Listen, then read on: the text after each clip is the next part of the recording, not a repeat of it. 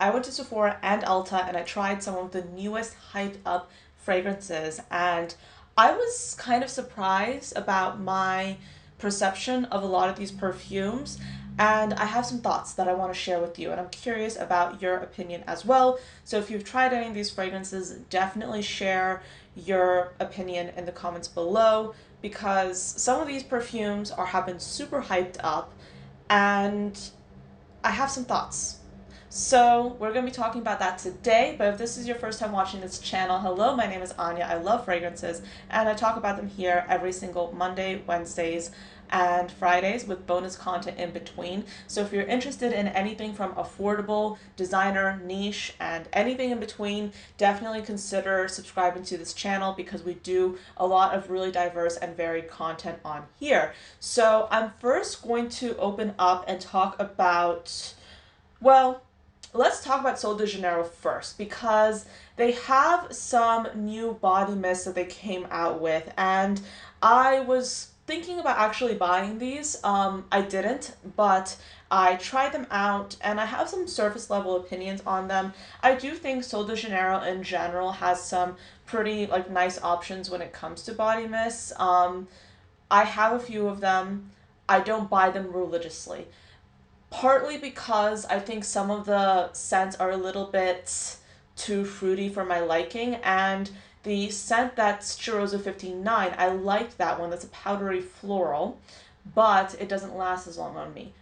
However, I digress. Let's talk about these ones. So we have Beijos de Sol, Carioca Crush, and Summer et Amor. So these are inspired by the summertime. They're part of their yearly limited edition release for these fragrances. So Beijos de Sol was actually interesting. So this has top notes of peach and mango, a mid of coconut milk and frangipani, and then a base of woody musk and woodsy notes. It's a fun fragrance, but I kind of got like what I interpreted as like a stereotypical coconut lotiony kind of scent. It didn't stand out to me. It didn't wow me. It wasn't very heavy hitting. It might smell nice, but I think that there have been some other coconut releases that I preferred to this one personally. Next up is Summer et Amor. This has top notes of almond and tangerine, a mid of orange blossom and orchid, and then a base of brown sugar, vanilla, amber, and woodsy notes. What I thought was interesting about this is that it right away, to me, it smells a little bit like Cheirosa 62 and Cheirosa 71. So I personally am a big fan of Cheirosa 71. So I would say if you're looking for like a lighter, maybe watered down, but not less gourmand, less very gourmand than Cheirosa 71, this would be a good option. This was my favorite one actually. I thought this smelled like the coziest. This is what I like from Sol de Janeiro. I like the way they do their sugary kind of caramel vanillas. This one I really did like. This was something that to my nose felt familiar, but it was a little bit different. I liked this one. I enjoyed it. Then I also tried Carioca Crush. Now, this one I would say was my second favorite. So the first favorite that I just mentioned was Summer et Amor. I would say that was my number one. My second favorite fragrance was Carioca Crush. My third favorite was the green one, which is Beijos de Sol. Beijos de Sol, not my favorite personally, so that's why it's third. But Carioca Crush, this is like a fruity, kind of celebrity scent, younger leaning fragrance. I mean, not that that's bad, but if you like something like Eden Juicy Apple by Kayal, if you like something that's like fruity, youthful, sparkling, this would be the one for you. Personally, I mean, these are all pretty accessible, so I would definitely recommend trying these.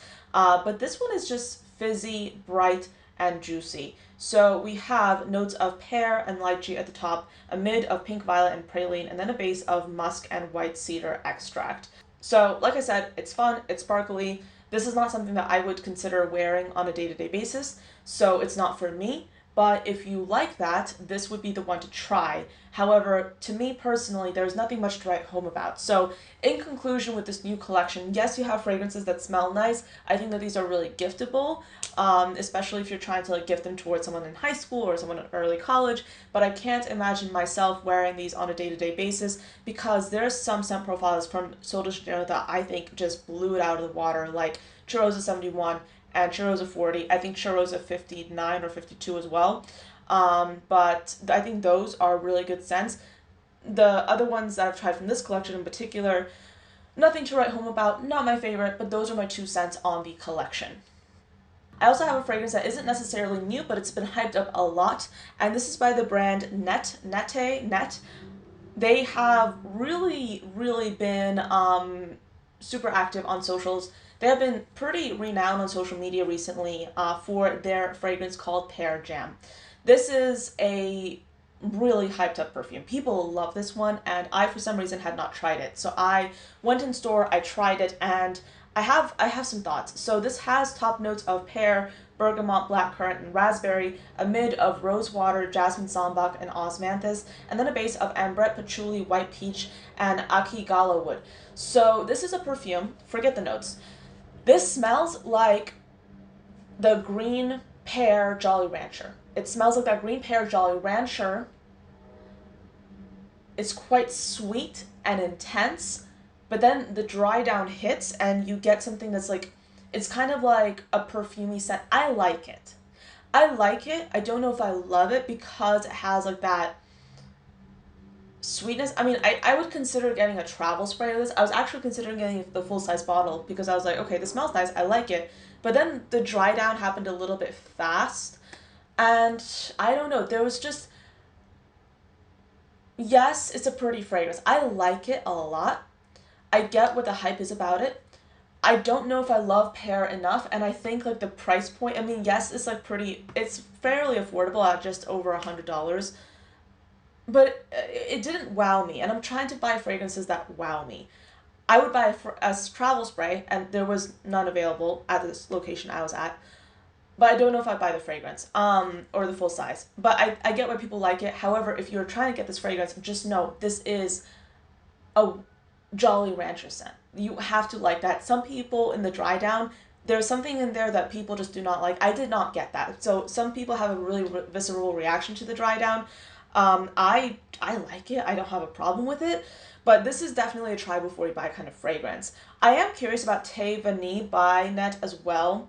I tried this. It was kind of like an aromatic vanilla, but it's lighter. So I tried Pear Jam first. And Pear Jam is so intense, especially in the opening, that I was kind of like nose blind when I tried Thé Vanille. Thé Vanille is a fragrance that I would like to kind of spray on bare skin without trying any other perfume and then just go outside and smell it without smelling it in like a Sephora where so many fragrances are floating around. So this is what I'm interested in. I would like to smell it again. I think it would be my favorite out of the entire line. Next, I have to talk to you about Orebella. Now, I've talked about Orebella a few times, but this is my first time actually smelling the fragrances, and I did buy one. This one, the green one. And I have a few interpretations about it.